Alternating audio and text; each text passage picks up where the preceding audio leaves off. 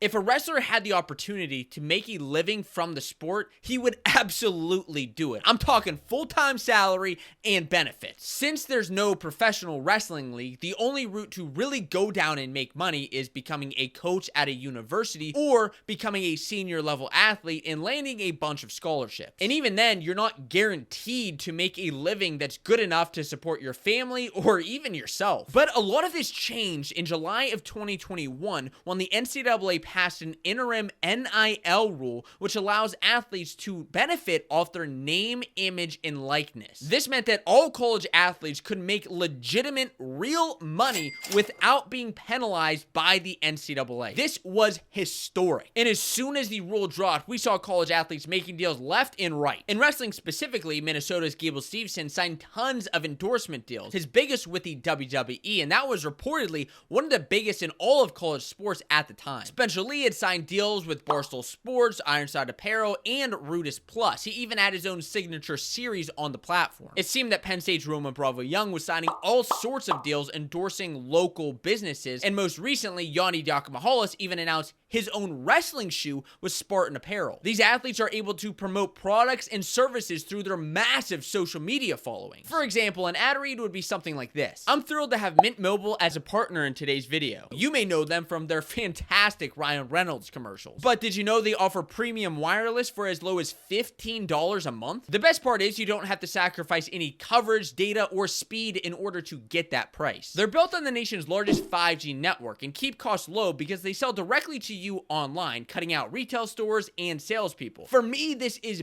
big because I cannot stand spending hours on the phone with a salesperson just to get my mobile set up. But luckily, switching to Mint Mobile is super easy and takes less than 15 minutes. Thanks to their digital eSIM cards, you can start and sign up service directly from your cell phone. Or if your phone isn't compatible, Mint will send you a SIM free of charge. And if you're worried about getting rid of your number, don't. You can keep your current phone number and device and easily switch plans. All Mint Mobile plans include unlimited nationwide talk and text and lightning fast 5G mobile hotspots, whether you're signing up just for you or you and your family. And if you're like me and travel across the country to a bunch of different wrestling tournaments to places without Wi-Fi, well, it's nice to know how much data you're actually using. I like that Mint Mobile shows you this every month and even recommends ways to save you money. Imagine what you'll do with all that money you'll save. You could sign up for more wrestling streaming services, get tickets to dual meets, or even attend the national championships. Use my link down in the description below to get premium wireless starting at $15 a month. Again, that's mintmobile.com/Fanco Wrestling. Thanks to Mint Mobile for being a partner in today's video. And with an ad read like that, wrestlers and athletes across the country could profit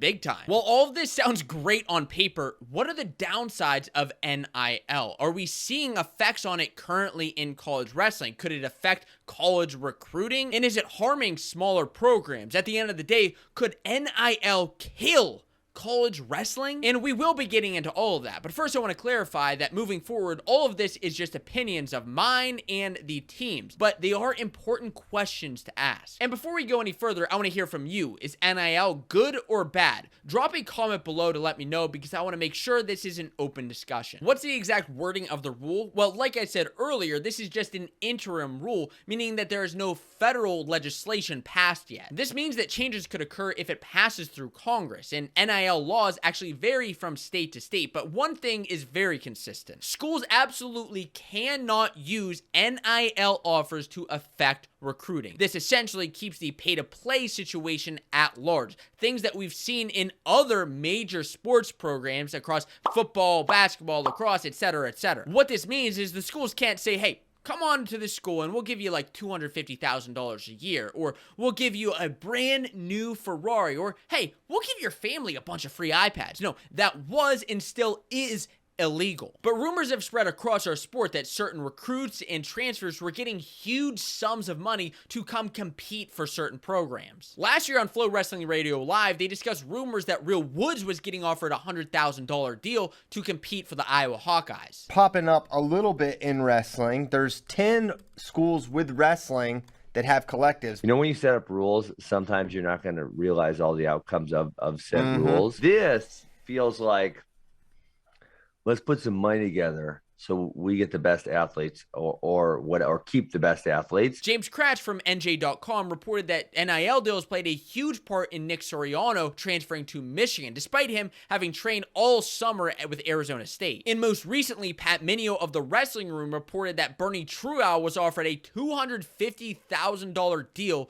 to compete at Iowa. Despite that, he's still committed to transfer to Penn State. But that raises the question, if Iowa did in fact offer him $250,000, was Penn State doing something the same? Again, let's not forget that none of these stories have been confirmed by the schools, the athletes, or any major news sources. But there has to be a reason these rumors exist, right? Is this actually happening right beneath our noses? Now, one of the reasons I think that these rumors have a bit of truth to them is because of an interview with Mark Branch on KFBC Radio. When asked about NIL deals and their effect on wrestling, Coach Branch said that they're a great opportunity, but they're being taken advantage of in the sport. He went on to say that when you have a student athlete that tells you right to your face that, somebody called him and offered him this to leave your university, there's no doubt in my mind there's some tampering going on. And let's say these rumors are true. That doesn't necessarily mean that the coaches and universities are offering this money. They wouldn't be allowed to do that. Because like I said earlier, NIL deals specifically prohibit schools from offering these deals. But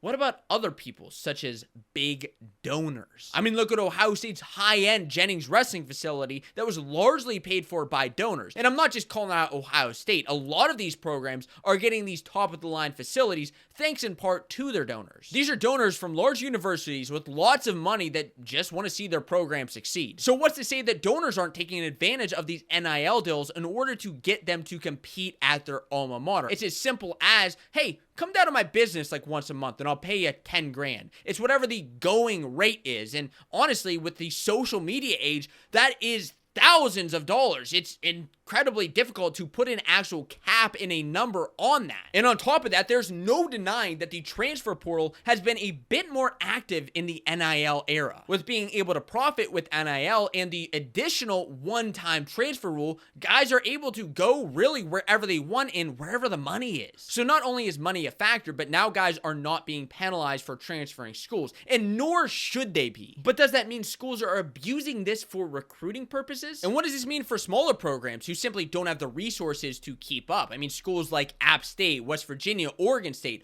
all produce studs with great coaching staffs, but they don't have thousands of dollars just to keep flashing around in the recruits' faces. As we all know, wrestling is a lower revenue sport. When schools are looking to cut a program, wrestling is usually the first to get the axe. Just look at Old Dominion, Boise State, Clemson. These are programs that consistently put guys on the podium, but got cut due to budget restraints. Heck, even Stanford barely made it out of 2021, and two of their top studs, that's Real Woods, he transferred to Iowa, and Shane Griffith is in the portal. So if larger programs with the resources continue to take advantage of NIL, could we see these larger programs start to get cut more and more? Now, don't get me wrong, I like the idea of NIL. If Penn State's Levi Haynes wants to promote his summer wrestling camps, or Virginia Tech's Mekhi Lewis wants to slap a logo on a t-shirt and sell it, they should 100% be allowed to do that. If a college football player wants to make money off of his jersey sales or selling his likeness to a video game, that should be okay. I understand that some of these athletes are getting scholarships, but they should be allowed additional compensation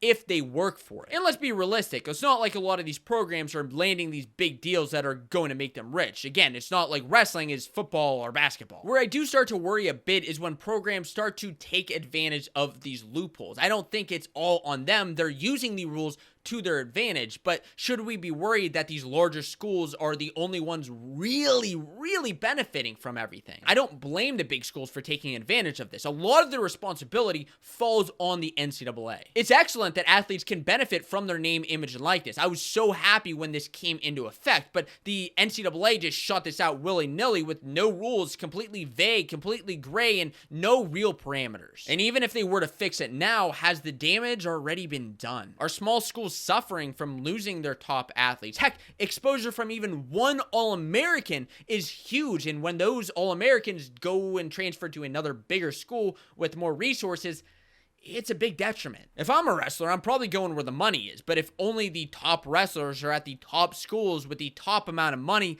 smaller programs are going to cease to exist. Wrestling has already dwindled down from 100 plus programs to around 80 now, and that number is probably going to continue to go down unless we do something about it. The best way for you right now to help out is to hit that subscribe button so we can continue to grow the sport in the best way that you and I know how. And on top of that, there's actually one high school wrestler utilizing NIL deals to a major benefit of his. This is Bo Bassett. And if you want to see why I think he is the next Spencer Lee, you can watch out this video here next. Trust me, it's one you're not going to want to miss.